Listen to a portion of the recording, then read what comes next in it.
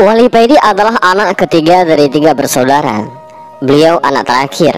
Kakaknya yang pertama namanya Soleh, dan sekarang beliau menjadi kiai di daerah Kediri. Sedangkan kakak perempuannya menjadi istri seorang kiai besar di daerah Jawa Tengah. Sedangkan sejak kecil Wali Paidi selalu di rumah. Ketika ditawari untuk mondok, beliau tidak mau. Wali Paidi masih ingin berbakti kepada orang tuanya.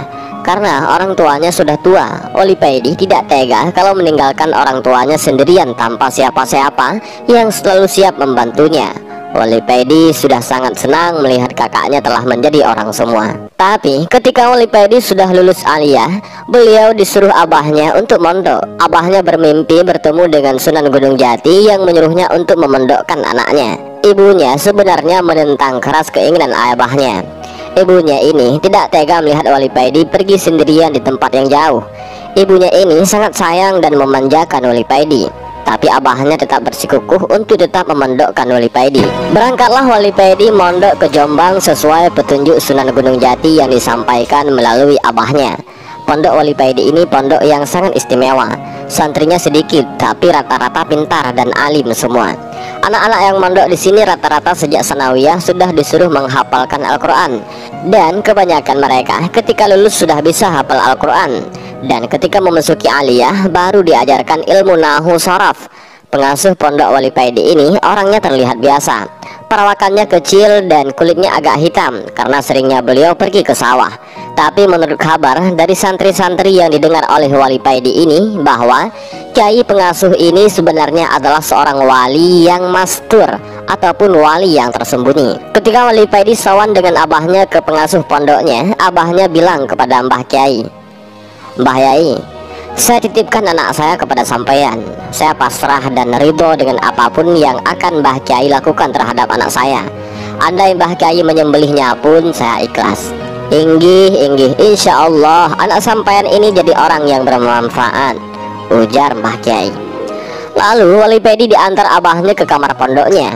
Abahnya berkata kepada Wali Paidi, "Nak, aku memondokkan kamu ini bukan bertujuan membuatmu supaya pintar, tapi aku ingin kamu mondok di sini belajar akhlak yang baik kepada kiaimu. Apapun yang diperintah kiaimu, laksanakan dengan ikhlas. Andai kiaimu menyuruh memotong tanganmu, kamu harus melakukannya tanpa harus bertanya apa alasannya." "Inggih, Bah," jawab Wali Paidi. Keesokan harinya Wali Paidi dipanggil oleh Abah Yai ke rumahnya. Bergegaslah Wali Paidi menemui Abah Yai. Setelah bersalaman, Wali Paidi duduk di lantai. Di depannya Abah Yai duduk dengan bersandarkan tembok. "Paidi, kamu mondok di sini nggak usah takut belajar ngaji. Percuma, otakmu itu nggak kuat hafal Al-Quran, apalagi belajar nahu saraf," ucap Abah Yai itu. Wali Paidi terdiam, hatinya merasa terpukul dan sedih. Tidak dinyana kiainya akan berkata seperti itu. Walau pesan abahnya kepada dirinya, kepintaran bukan tujuannya untuk dipondokkan, tapi ucapan kiai ini begitu menghujam hatinya. "Bagaimana? Apa kamu sanggup jadi kacung di sini?" ucap kiainya lagi. "Inggih, Mbah," jawab Wali Paidi. "Kalau begitu, mulai sekarang kamu bersih-bersih rumah. Habis itu bersih-bersih pondok," ucap kiainya. Sejak saat itu, Wali Paidi selama di pondok hanya menjadi kacung bagi santri yang lain. Pertama, beliau agak uring-uringan menjalankan perintah kiainya. Tapi lama-kelamaan hatinya menjadi sadar. Beliau ini sebenarnya juga belajar menjalankan perintah kiainya dengan baik dan benar. Cuma perintah bagi dirinya saja yang berbeda. Beliau disuruh melayani santri yang lain, sedang santri yang lain diperintahkan untuk belajar dengan tekun, sama-sama menjalankan perintah kiai. Di suatu malam habis maghrib, Wali Paidi duduk termenung di depan kamarnya. Beliau melihat para santri yang menghafalkan Al-Quran dan sebahagian yang lain bermusyawarah membahas permasalahan nahu dan sharaf.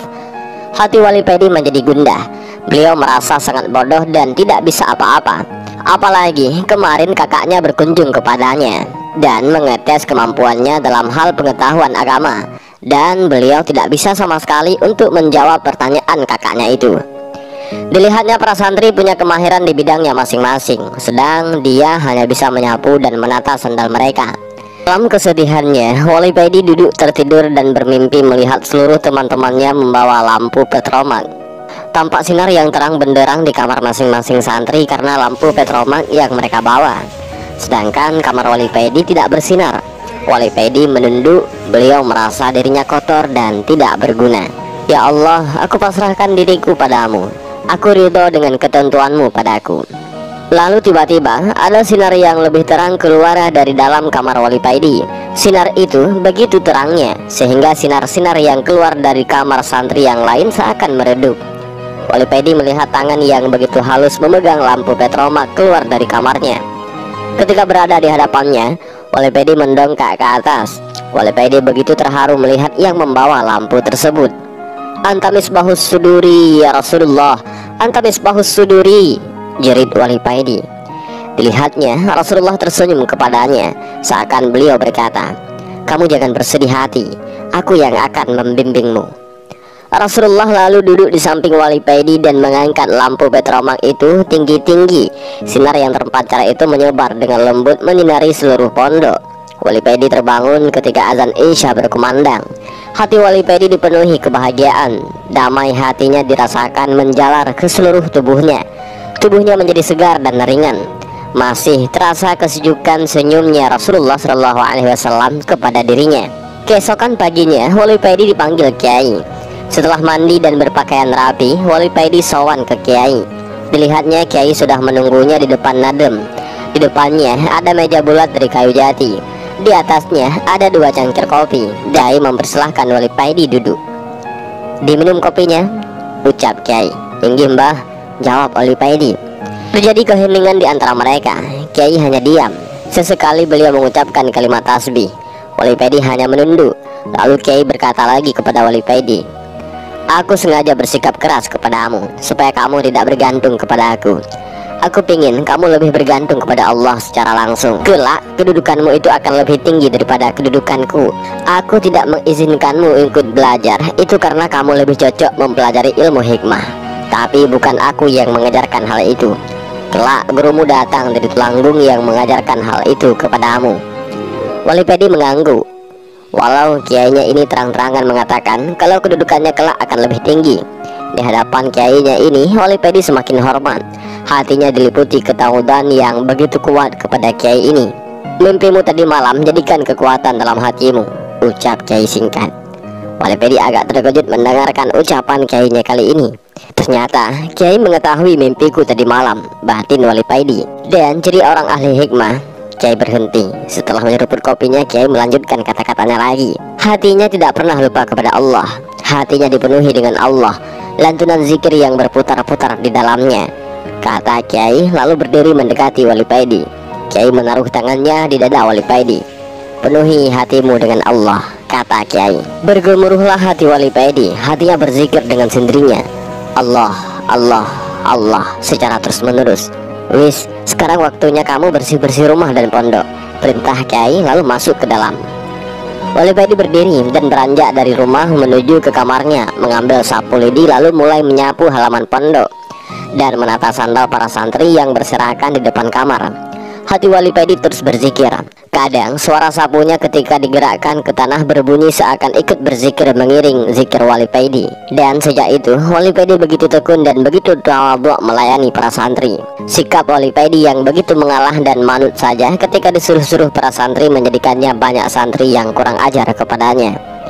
Suatu ketika ada santri yang hafiz, yaitu hafal Al-Quran, menggoda Wali Paidi dengan sangat kelewatan. Lalu tiba-tiba saja hafalannya hilang. Santri yang hafiz ini bingung karena ujian kelulusannya sebentar lagi diujikan, dan syarat kelulusannya adalah harus hafal Al-Quran 30 juz. Peristiwa hilangnya hafalan santri ini akhirnya dilaporkan kepada Kiai. Suruh dia minta maaf kepada Paidi, dan jangan diulangi lagi kekurang ajaran kepada Paidi. Kalau diulangi lagi bisa hilang hafalannya secara permanen, kata Kiai. Jawaban Kiai ini dilaporkan kepada santri yang hafiz tersebut, dan dengan menangis santri ini meminta maaf kepada Wali Paidi.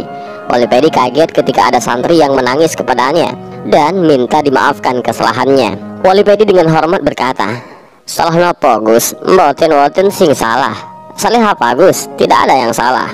Santri ini tetap saja menangis di hadapan Wali Paidi. Inggih saya maafkan," kata Wali Paidi walau tidak mengerti apa permasalahan yang terjadi. Dan atas kehendak Allah, hafalan santri tersebut berangsur-angsur kembali lagi. Memang benar kata Allah, barang siapa memusuhi waliku, aku mengumumkan perang dengannya. Begitulah yang terjadi terhadap santri yang hafiz ini. Allah yang tidak terima atas perlakuannya terhadap Wali Pedi, walau Wali Pedi merasa biasa saja. Dan sejak peristiwa itu, para santri tidak berani lagi bersikap kurang ajar kepada Wali Pedi. Malah mereka menganggap Wali Pedi sekarang sebagai sesepuh pondok, wakil kiai di dalam pondok. Wali Pedi bersikap biasa saja. Beliau tiap pagi tetap menyapu halaman pondok dan menata sandal para santri. Hatinya tetap biasa saja dan tidak merasa hebat atau merasa rendah diri. Baginya, ketika menyapu halaman pondok dan menata sandal para santri, itulah waktu ia bercakap dengan Allah Subhanahu wa ta'ala. Wali Pedi tidak tahu apa yang dialaminya saat ini. Dia sering mendengar benda-benda yang berada di sekitarnya berzikir. Mulai sapu lidi yang biasa dipergunakan, sandal para santri yang ditatanya, semuanya berzikir. Sampai suatu pagi, Wali Pedi dipanggil Mbah Romo Kiai. Dan seperti biasanya, beliau menemuinya di teras rumah. "Nak, apa yang kamu alami itu hal yang wajar. Kamu jangan risau. Setiap orang yang belajar membersihkan hati dan mengajaknya untuk berzikir setiap saat, maka akan mengalami seperti apa yang kamu alami sekarang ini. Bahkan mendengar lolongan anjing pun akan terdengar seperti suara orang yang berzikir. Itu semua pantulan dari hatimu. Kamu pasti ingat dengan hadis yang menceritakan ketika Nabi mendengar kerikil yang dipegangnya itu terdengar nyaring sedang berzikir," kata Mbah Romo Kiai.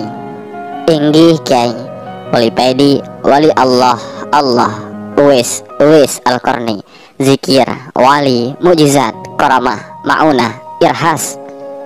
Besok kamu berangkatlah ke Malang, berziarahlah ke makam Habib Abdullah bil Faqih dan ayahnya, Habib Abdul Qadir bil Faqih. Tapi sebelum kamu duduk, bacalah salam ini." Romo Kiai menyerahkan secari kertas kecil kepada Wali Pedi. Diterima dengan penuh ta'zim, tanpa bertanya doa itu bid'ah, sesuai sunnah ataupun tidak. Pokoknya dia terima. Husnuzan paling utama. "Bacalah," perintah Mbah Romo Yai. "Salamullahi ya sadah," dan seterusnya. Salam itu memang sudah umum, dan di setiap makam wali banyak tergantung ucapan salam itu. Andai nanti ketika kamu sudah sampai di makam Habib dan Habib tidak berada di makam, maka ketika Habib mendengar ucapan salammu itu, insya Allah Habib akan kembali pulang ke makamnya dan menemui kamu. Jelas Romo Kiai. "Inggih Kiai." Sekali lagi Wali Pedi mengiyakan, tunduk dan patuh. "Kamu naik sepeda motor si Sofyan saja." Sofyan adalah putra Romo Kiai. Dan besoknya Wali Pedi berangkat ke Malang, ke pemakaman Umum Kasin. Romo Kiai mengatakan kalau makam Habib Abdullah dan Habib Abdul Qadir berada di pemakaman Umum Kasin. Hanya itu petunjuk yang diberikan. Sementara Wali Pedi tidak tahu di mana daerah Kasin itu. Wali Pedi tidak berani bertanya lebih jelas pada Romo Kiai karena menjaga tata krama. Wali Pedi manut dan berusaha melaksanakan perintah Romo Kiai tanpa banyak bertanya dan protes. Sesampainya di Malang, Wali Pedi langsung menuju alun-alun kota Malang. Setelah memarkirkan sepeda, Wali Pedi celengak-celinguk mencari tukang parkir. Alhamdulillah, tidak lama kemudian ada tukang parkir yang menghampirinya. Setelah mendapatkan penjelasan dari tukang parkir tersebut soal makam Habib, Wali Pedi langsung berangkat ke daerah Kasin sesuai petunjuk yang diterima. Kira-kira 10 menitan, Wali Pedi sudah berada di daerah Kasin. Sekarang tinggal mencari di mana letak pemakaman umum Kasin. Batin Wali Pedi. Wali Pedi bertanya kepada orang-orang yang ditemuinya. Menurut keterangan, pemakaman umum Kasin ternyata ada 2. Biar jelas jawaban, beliau menerangkan kalau berniat ziarah ke makam Habib Abdullah bil Faqih dan abahnya, Habib Abdul Qadir bil Faqih. Setelah mendapat petunjuk yang jelas mengenai arah ke makam, Wali Pedi melanjutkan perjalanan. Namun Wali Pedi tetap tidak dapat menemukan makam tersebut. Ada saja orang yang menunjukkan arah yang salah meski letak makam sudah dekat sekali. Jadinya ia muter-muter saja di wilayah Kasin hingga setengah jam lebih. Akibatnya Wali Pedi kecapean. Dia menghentikan sepeda motornya di tepi jalan, turun dari sepeda. Tuh Wali Pedi mulai tawasulan. Dalam hati beliau berdoa dan berucap begini, "Mbah Habib Abdul Qadir, Mbah Habib Abdullah, saya mau ke makam panjenengan. Tolong tunjukkan di mana makam panjenengan." Mantap betul, Wali Pedi mulai naik sepeda motornya dan melanjutkan perjalanan. Ia hanya mengikuti apa kata hatinya. Kira-kira baru berjalan 50 meter, Wali Pedi mencium bau harum semerbak. Alhamdulillah, makam Mbah Habib sudah dekat, batinnya.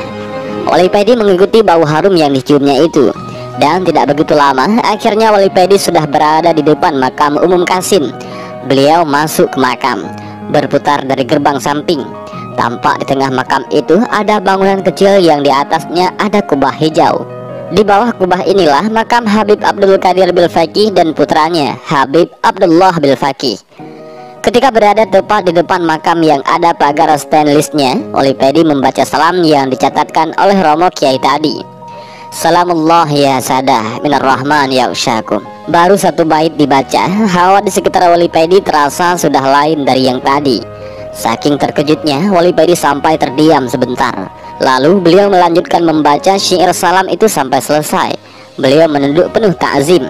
Wali Pedi merasa ada dua sosok agung yang mengawasinya dari dalam. Setelah selesai membaca syair salam, Wali Pedi beranjak ke dekat makam dan duduk, memulai membaca tahlil. Baru saja Wali Pedi duduk, tiba-tiba ada suara beduk yang ditabuh. Bum, bum, diiringi hawa yang menerpa tubuh Wali Pedi. Ketika hawa itu menerpa tubuhnya, seluruh tubuh Wali Pedi serentak berzikir, Allah, Allah, Allah. Wali Pedi membaca tahlil diiringi dengan suara beduk, dum, dum, Allah, Allah, Allah. Ketika hawa itu menerpa Wali Pedi, tersentak seluruh tubuhnya ikut berzikir.